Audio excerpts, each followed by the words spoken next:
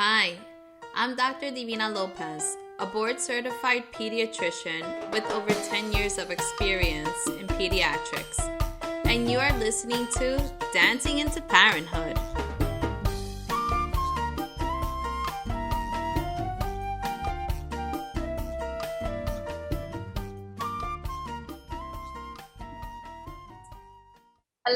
Hello, everybody. It's Dr. Divina Lopez, and welcome back to Dancing into Parenthood, the podcast.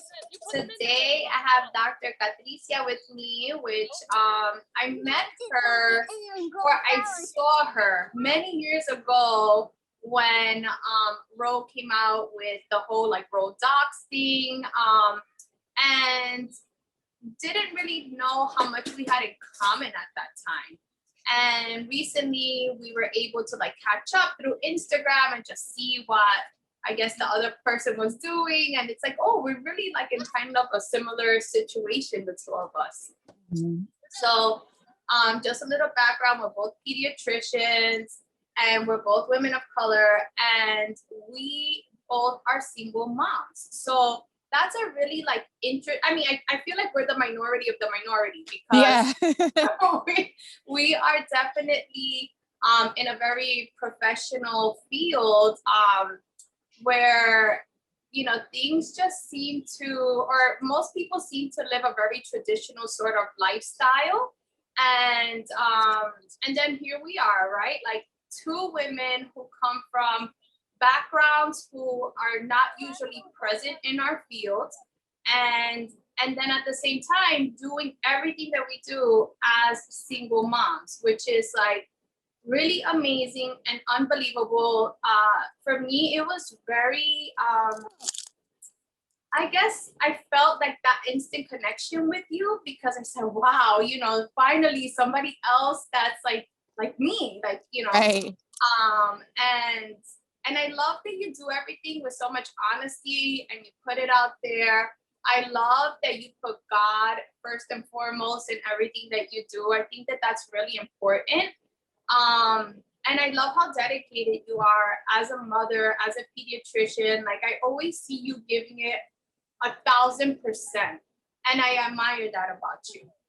Plus you do it with a lot of humor. So, it's fun to watch, right? It's fun to watch the real things that we go through as moms, as pediatricians, as entrepreneurs, right? Because we both also have that in common where we want to help. Not only do we want to help kids through learning pediatrics and practicing pediatrics and being their physician, but at the same time, we also have this love for parents. And we want to, be there for them and educate them and coach them. So you and I have a lot of similarities. So welcome to the podcast, which is we're doing this whole video thing so you can see the real life. She's actually with her child right now. I'm at home in my home office and we're making it happen, which I'm really happy about. Yeah. Because, yeah. Oh my gosh, absolutely. Thank you so much for those kind words. That's amazing. Thank you for my roses. I feel the same way about you, Dr. Divina. I didn't realize we had you had known me that far long ago with Roe. I forgot about that. And I'm oh yeah, that makes sense. But you're absolutely right. We have so much in common. And like you said, we are literally unicorns of the unicorns. There's not many single moms, right? Single mom women of color who are pediatricians and who are also mompreneurs doing this in the middle of a pandemic. We really are strong super women out here. Yes, we are. Yeah. And I'm happy that we can recognize those things about ourselves and pat ourselves on the back because I feel as women we're always so hypercritical on ourselves and we expect perfection all the time. So it's good that we're able to recognize the things that we are really trying hard at and giving it our all, and we can say, you know what, maybe it's not perfect, but I'm giving it my 110%. So it is what it is, and I have to be happy with this. And as time goes along, I'll figure things out, and it may be a better way for me or whatever. But it's important for us to be forgiving with ourselves. Like I focus on forgiveness so much in my coaching program because I feel like we are so hard and tough on ourselves, and we don't realize how forgiving we need to be. Like we're good about forgiving other people, right, right, forgiving our partners, we're good about forgiving our kids, and then we forget to do that same exact thing for ourselves. Like we're so tough on ourselves. Exactly. It's about extending grace as well. You know, like that grace was the word for myself in 2020. It's like you said, like I could be so quick to forgive my daughter for something because it's like, oh, she's a child, or my partner, you know, or friends or something. But it's just like to put that pressure on yourself to feel that you always have to be in performance mode and to be perfect. Like that really, like I didn't start to let that go until probably 2 years after becoming a mom. And most definitely now as a mompreneur, because it's like, it's about progression and not perfection. Yes. So you have to like celebrate every little thing. Like you think that those are small things. Even if all you did today was like, okay, I got the kids to school. Just that's an accomplishment. Like we have to celebrate those little tiny things that we think are not big deals because they are big deals. That's the way anything is done. It's by making all those small steps in order to make like something big eventually, or to get to something big eventually, right? Absolutely. So one of the ways that we are different is that during this pandemic, our lives, or the way that we've been able to live our lives has been totally different. I usually do a very traditional kind of pediatric practice like you do, you know, at the clinic. And for me, my life has totally changed. And then you, on the other hand, like you've been able to continue your routine with your daughter, with your work life. First of all, I want to say like that was something that I was afraid to do when the pandemic hit. I kind of like panicked because with my son, I was really afraid for him, for his health and everything. I was very grateful that I would have the opportunity to be virtual. I didn't know how long it was going to last. I had no idea what was going to happen, right? Like none of us did. Right. But, you know, you kept going into work and you kept doing your thing. And, you know, I applaud you for that because I know that must have been a really big, scary part of your life. Absolutely.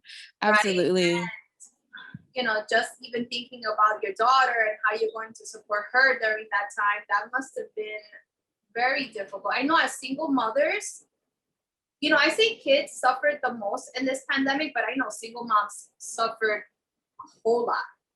Yes. I think a lot has been taken away from us. A lot of people haven't been understanding for single moms to continue providing for their families. Right. Protecting their children and also having that time to care for themselves. Right. Exactly. You know, there is that self-care during this time. Exactly. Especially as single mothers, you know, people think of self-care as like, you know, you're able to schedule that time away from your children because there's a partner or, you know, you have a village, an extension, you know, or maybe a nanny that lives in your home. But for myself, it's like, no, it literally is me drop off to like bedtime. Like I am on performance. And yes, that first couple, like probably 4 to 6 weeks, I was scared. Like, I mean, I would like sleep on the floor. Like, I'm like, I didn't know like if the virus was in my hair, like the virus was still in my nasal passages. Like, I mean, like at pickup, I'm like, okay, don't hug me.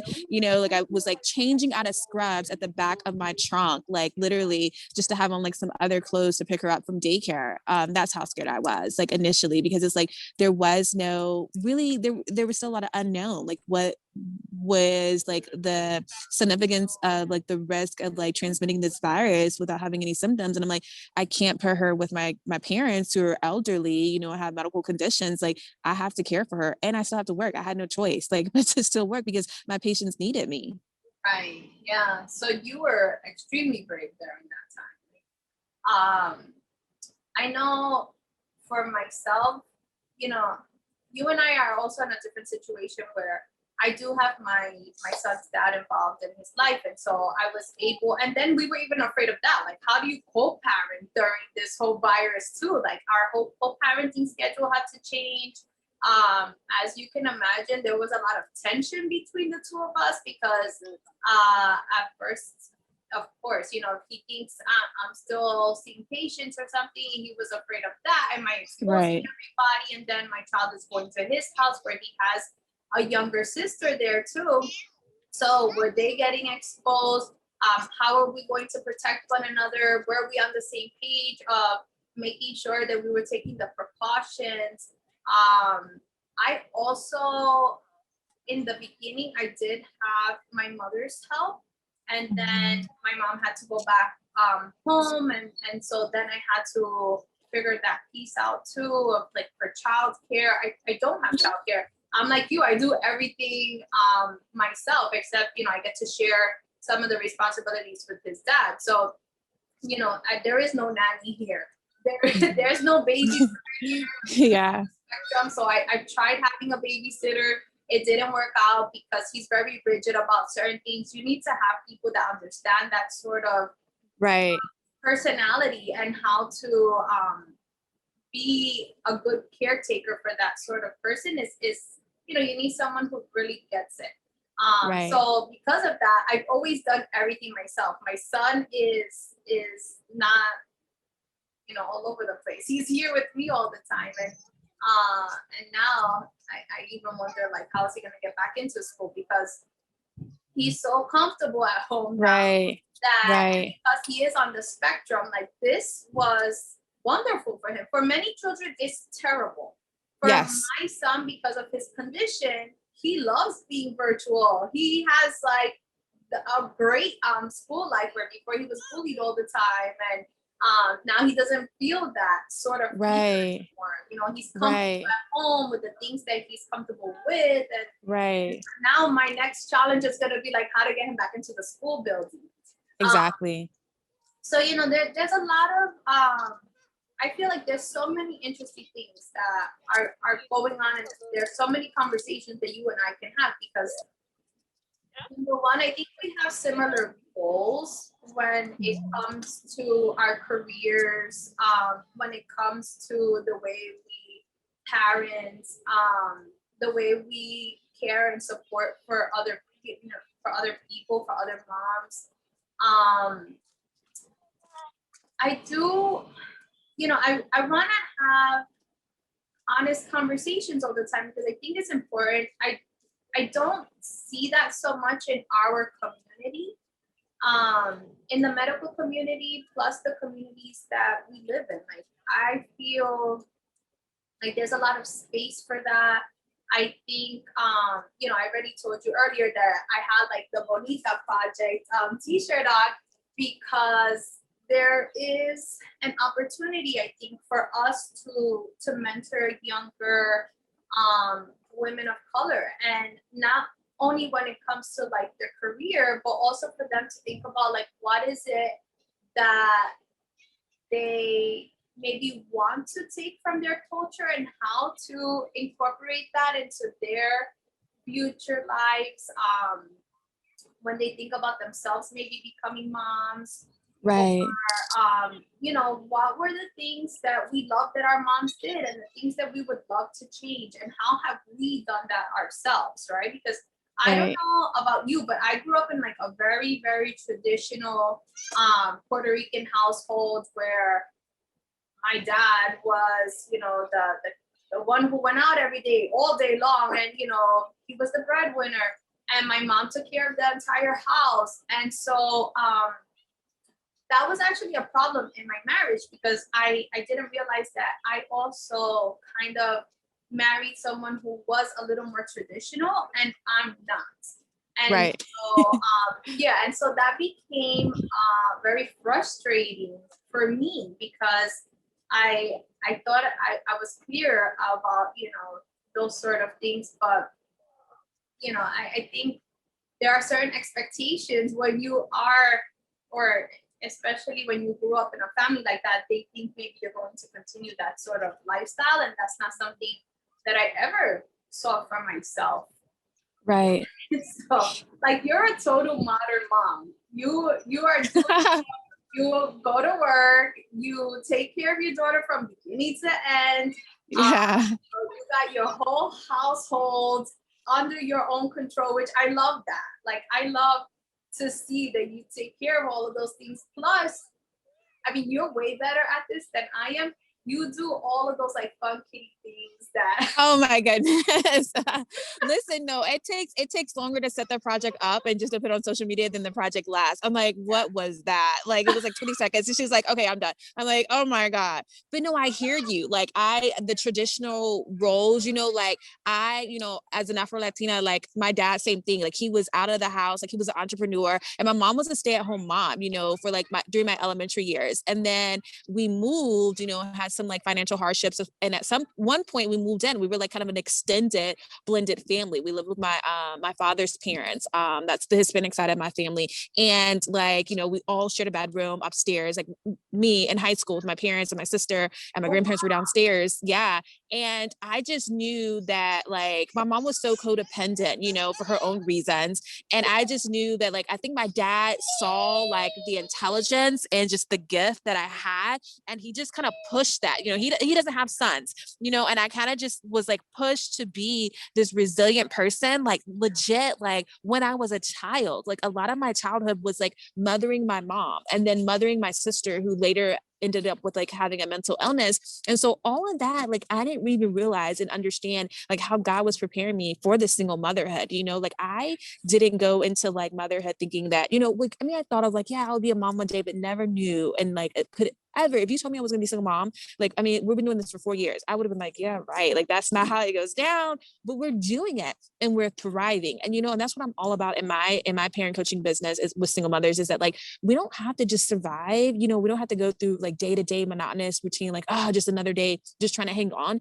Like you can fully live out your dreams and cultivate like who you were created to be, even in this moment, even in the middle of a pandemic, right? And it goes back to what you were saying. It's all about being intentional about self-care, giving yourself grace, learning to forgive yourself, and having self-awareness of like, you can't do it all and be it all, but you can be who you were created to be in this moment, if you just relinquish your past, if you relinquish those regrets and you just say, you know what, it is what it is, we're flowing with it today, like this, like an example of this, I'm at the zoo because you guys, I double booked my my availability.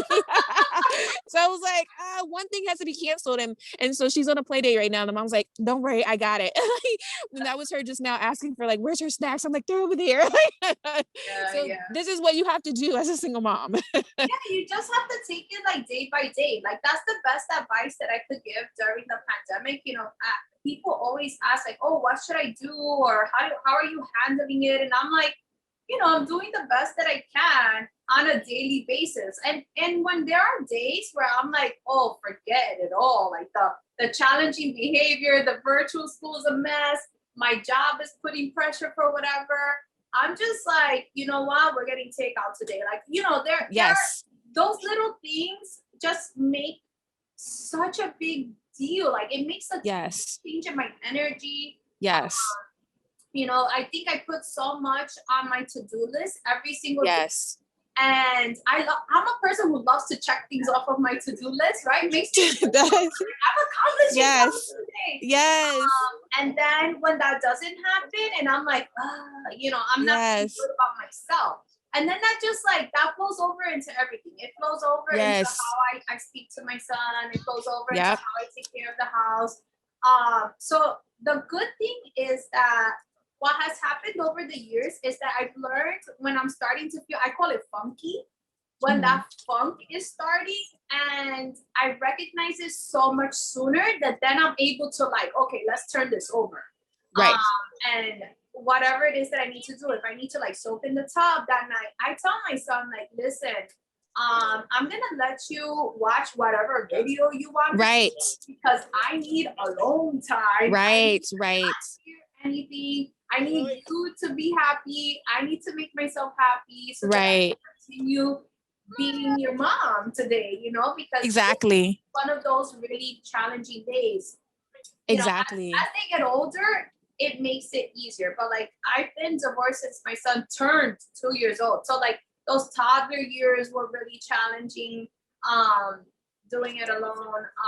And now that he's 8, you know, I'm always like, what's the light at the end of the tunnel? But it does get better once you can communicate better with them. And I think it's important for moms to speak honestly to their children, let them know when they're feeling frustrated, because your kids shouldn't think that you are a superwoman. You know, like Right.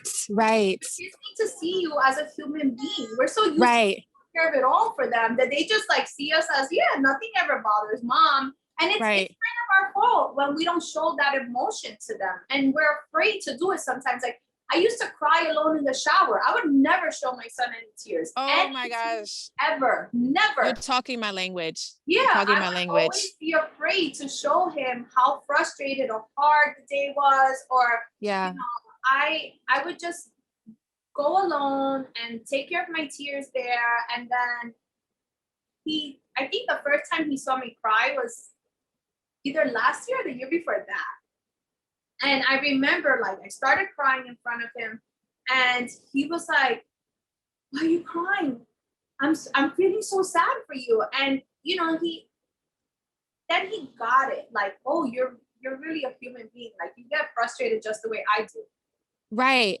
It actually teaches them emotional intelligence and how to be empathetic. Like, you know, I just yesterday or the day before, I was in my closet crying, and then I was like, you know what? She's crying. I'm crying. Let me go console her. And then she was like, Mom, I'm sorry you're crying. Like, so she, like, even at 4, like, gets it, you know, like, but it's just like, I don't want her, especially as a woman, I'm raising another woman, you know, like, I don't want her to think and go through life that like, oh, my mom was so strong, that was this forced resilience, that I'm supposed to be like this hard on the outside, because we are humans and we do have feelings. And she even is now starting to get it, like, I can't do everything. Like, it's funny. She says, like, I have 2 hands. And I'm like, clearly I've said that to her before. But I'm like, we're a team. We're a team, and you have responsibilities. Now, yeah, she's not going and like washing a load of laundry, but you can like put the clothes in the washing machine. Like, you're capable. So we're a team. And so she gets that, you know. And I explained to her, you know, our family looks different now. You know, it doesn't mean we'll always just be mommy and, you know, and Sage, but like maybe later we'll have a dad, and maybe later we'll have a baby sister that she keeps asking for. I don't know about the puppy, but still, like, this is what our family looks like now, and this is how we're rolling. Yeah. And it's good that you have that sort of conversation to prepare them too, because there may be changes in your family dynamic, right? Just like you said, there may be another family who comes in, and we may be a blended family. Like my son has gone through that, where my ex-husband now has a fiance, and they have a daughter. And for a very long time, my son told me he did not want me to have a boyfriend. He did not want me to be married ever again. He likes it just me and him. Like, he made that clear to me. I was so scared, because I'm like, goodness, you know, like, I want to have a boyfriend, and I want to have a you know, I was hoping I want to fall in love again. I want to be able to do those things, and that's also okay. Like, we should want that for ourselves, right? Because it came to a point where I felt even guilty. I remember like having this conversation with my cousin, who's like, Divina, you have it all. Like, so what if you don't have a man? And I'm like, it's not about having a man. It's about having the love that I wanted to share with somebody. Exactly. You know, I wanted to always like really be in love and have what I dreamed of. So I was like really ready to give up on this concept, because I'm like, between my son telling me he doesn't want me to be with someone, and then he's like, people are like, what is he, your husband? Tell me like what to wear sometimes. He tells me all the time, like, doctors don't dress like that. And I'm like, okay, dude, like, I'm not a doctor 24/7. So, exactly. Sometimes. And he, you know, like, jokingly call me Divina. Because I tell him, like, sometimes I want to wear a crop top and jeans. And I think it's okay. Yeah, you're a woman. You're a woman outside of being a doctor. Yeah, so that's funny. Really, like, at the point of like, forget it. I'm not even gonna pursue that part of my life anymore. I was ready to give up, and I'm like, you know, I'm working on my business. I really am so happy with what I built. My home life, you know, the relationship that I have with my son and everything. But I think that as a single woman, if that's something that you want, that's something that you should never give up on. Like, right. And Right. and we have to tell our kids those things because they have to accept that. Like my son, I kept bringing it up to him, like from time to time. I would just bring it up, like, what if I did have a boyfriend? What if I introduced you to a boy? I was like, your dad has somebody and he's happy. Right. You know, why can't I be happy with somebody too? So those are also like conversations that we need to have with our kids so that they understand that there may be changes. And I think that helps to prepare them too. Most definitely being honest, having that communication, and going back to the younger generation, like just, showing younger women that like you don't have to have one or the other, like you can have it all and there can be in harmony, like, and pursuing it all. I think a lot of like I had my daughter when I was older just because of the route that I took. I didn't do the traditional medical school. I started earlier and just went all the way through. And like, a lot of women, professional career women, like get into their, late 30s, early 40s, and they're like, okay, like the pickings in the pool seem slimmer and slimmer and slimmer once you get older. But it's like, no, like you can, like, if that's what you want to focus on in that season of your life, that's fine. I don't believe anything like that. I missed my time. I don't believe in that. Like I believe in like the right time is the right time, no matter what the rest of the world is doing. They're getting married in their 20s and 30s, like that's fine. I'm in later 30s. When the husband comes, he comes, because that was the right time that I needed him in my life. Right. And you want the right partner, right? Like, right. I kind of feel like I was in the situation that I was in because I was like, oh, okay, residency is over. Now I'm ready to like start focusing on my love life so that I could get married, because I was feeling that pressure, like that societal pressure of like, okay, you're a certain age, are you gonna have kids? Like, what are you gonna do now? Because I was so by the book all my life. All my life, I followed all these rules that I thought I had to follow. And just like you said, like I never in my life imagined being a single mom. First of all, like that was just never gonna happen to me, because why would that happen to me when I did all the right steps? Like I took all the right steps. So why would that happen to me? And then like you end up in that situation. And for me, it was life changing. Like now, of course, when I look back on everything, I see why all of that had to happen. For me, it had to happen because I needed to learn my self-worth. I needed to learn self-love.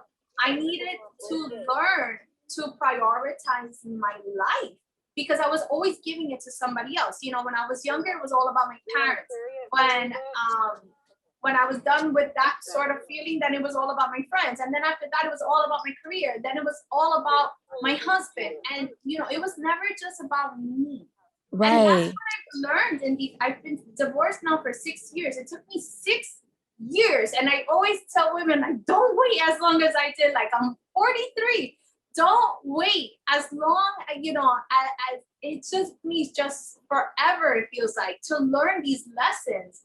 I want women to learn that from day one. Like that's something that I'm teaching our daughters and all the little girls from a really young age. That has to be taught, and like it needs to feel like an instinct, like let me worry about myself and get myself in a good place and love myself so that I can give to everybody else. Right. And teaching that self-love is not selfish, especially as a single mother. Like I cannot pour from an empty cup at all. Like I have to fill myself up for the person that needs me, which is my daughter, my patients, like my colleagues. Like if I don't take that time and be intentional with my time to pour back into myself, then I'm not my best self, And I think also about liberating and empowering women is owning your story. Like, don't even like live in the shame and the guilt. And for so long in my early single motherhood years, I did. Cause like you said, I did all the things by the book. I like went to med school at 17. I graduated at 23. I finished residency. I did a fellowship. And then it's like, wait a minute, where's your husband? You got this kid, like I like was like, how did this happen? Like, that's not the cultural norm. I wasn't raised in a single parent home. Like, where did this come from? Like I love my daughter. God, like he wouldn't have given her to me in this season if she wasn't needed. Like she is here for a purpose.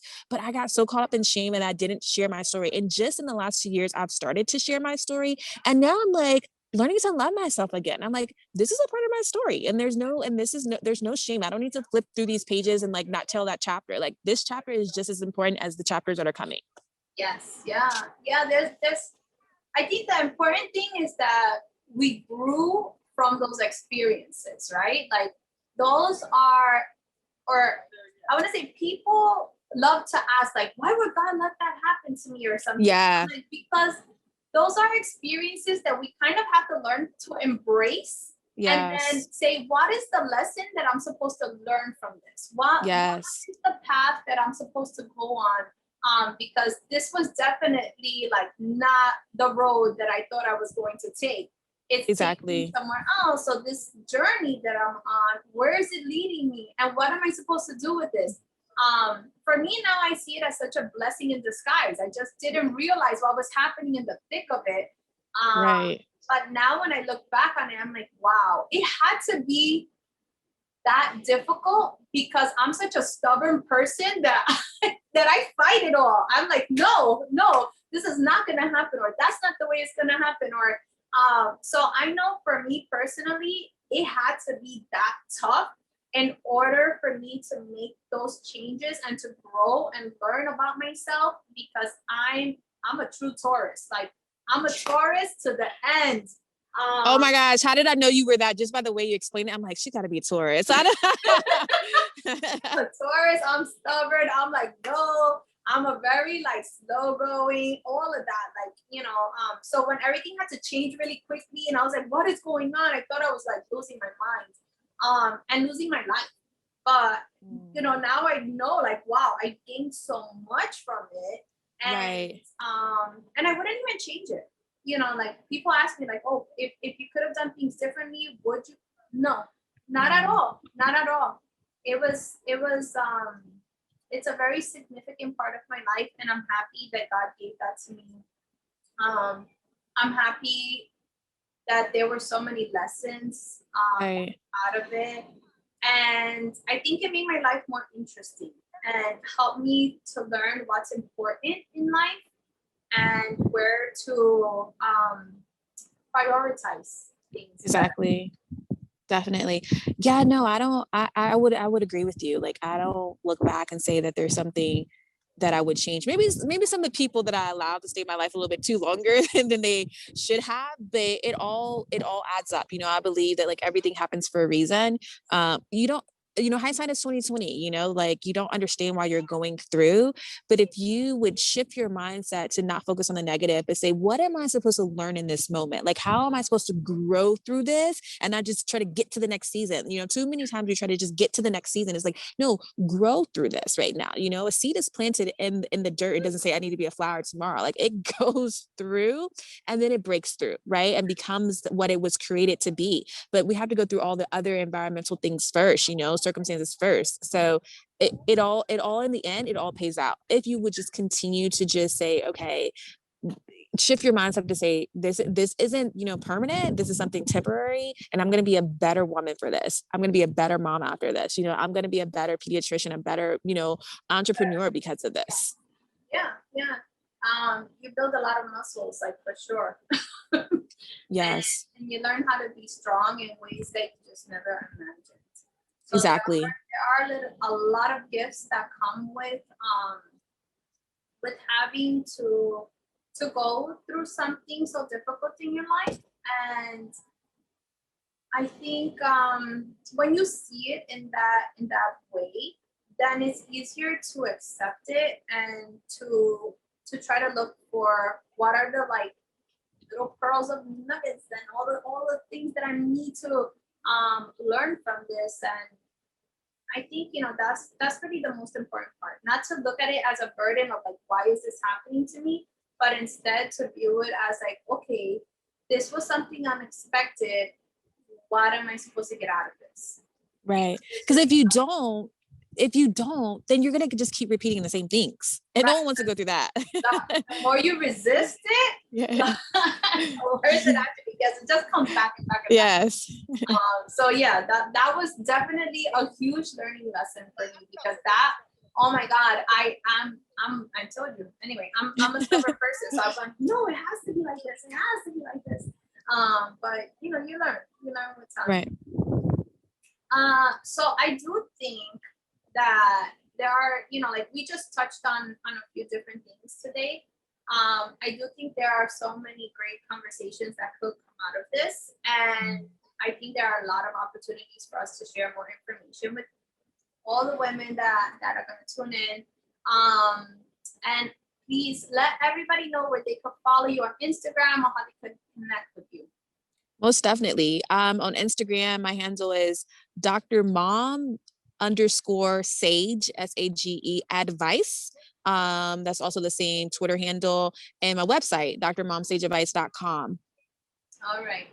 Thank you so much for taking out some time at your day at the zoo. Thank you for having me. I love talking to you because you're so honest, and I love how brave you are. Thank you. Number one for taking out time out of your busy schedule, because you are doing your mom thing on your free time right now.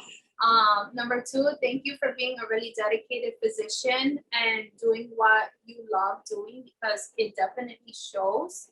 And I can only imagine how much your patients love you and what a special relationship you have with your patients. I know because I know from personal experiences. I know how much our communities love to have us, and how much we strive to be our best for them. Right. And so I think that makes us very special physicians, because we give it our all the time. Yes. Yes. So thank you for being dedicated to that, and thank you for being dedicated and brave enough to talk about your life, and sharing your experiences with everyone, because it helps for other people to learn, and just to see you as a human being, because I think a lot of times people see us as doctors and they think we have it all figured out and that we have to lead like these perfect lives. And that's so far from the truth. Like, exactly. And we're just real women trying our hardest and our best to be good people and to keep serving the people that we serve and our children first and foremost, right? Exactly. Yeah, no, this was a great conversation. So very candid and, like you said, transparent and honest. And I thank you for extending the invitation. And I love everything that you're doing in your community as well. Like, it really is an inspiration. Like you said, our parent, like, we're an extension of, the family to the patients that we serve, especially as pediatricians. So I'm just so amazed at everything that you're doing. I'm glad that we were able to connect today. Thank you so much. Well, enjoy your day at the zoo, and I think there'll be lots more to come. Of course, I'll reach out to you and we'll see how we can do some more collaborations. Most definitely. All right. Enjoy. Bye. Bye.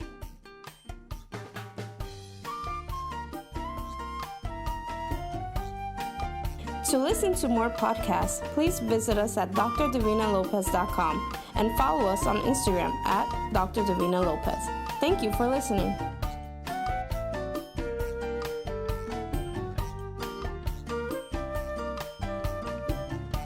Please keep in mind that all advice given in this podcast is general information. To understand your specific situation, you must consult with your pediatrician.